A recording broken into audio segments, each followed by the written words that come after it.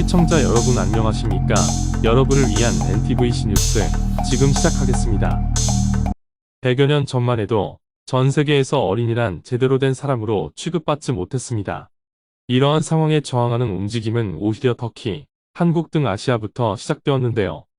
나라를 잃어도 잃지 않았던 우리의 어린이에 대한 존중, NTVC 뉴스와 함께 알아보겠습니다. 전 세계적으로 어린이를 존중하기 시작한 역사는 얼마 되지 않았습니다.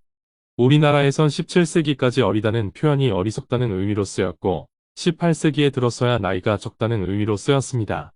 이처럼 어린이는 어리석고 모자란 것으로 인식되었고 부모의 종속품으로 함부로 대하며 보호받지 못하기 일쑤였으며 어린이날 탄생 이전에는 어린이를 지칭할 특별한 단어도 없이 얼라, 애새끼, 어린 것 등의 험한 명칭으로 불렸습니다.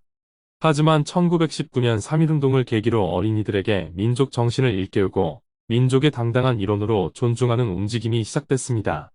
소파 방정환 선생은 당시 아이들이 사회에서 제대로 보호를 받지 못하는 현실을 깨닫고 1921년 김기전, 이정호 등과 함께 천도교 소년회를 조직하여 본격적으로 소년운동을 펼쳤습니다.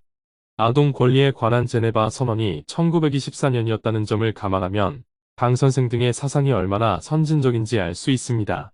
그들은 아이를 인격을 가진 한 사람의 독립된 사회 구성원으로 대해야 한다는 의미로 어린이라고 부르기 시작했습니다. 이후 1922년 4월 각 소년운동 단체, 신문사 등이 모여 5월 1일을 소년일, 즉 어린이날로 정하게 되었으며 1927년부터는 5월의 첫 번째 일요일을 어린이날로 기념하기로 했습니다. 하지만 이후 십수년간 우리 민족 정신의 고취를 두려워한 일제에 의해 잠시 사라져야 했지만 해방 이후 5월 5일을 첫 어린이날로 맞이하게 되어 그때부터 5월 5일을 어린이날로 기념하게 되었습니다. 단지 조국의 해방만을 고민하기도 바빴던 상황에서 조국의 미래를 존중하고 양성해야 한다던 어린이날의 시작.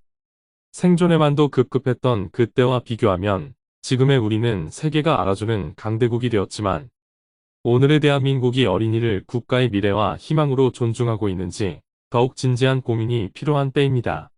특히 나라의 어린이 인구가 더더욱 줄어드는 지금 우리는 다시 한번 나라의 미래를 염려한 방정환 선생의 뜻을 기려야 할 것입니다. 지금까지 NTVC 뉴스였습니다. 시청해주셔서 감사합니다. 시청자분들의 댓글, 좋아요와 구독은 뉴스 제작에 큰 힘이 됩니다.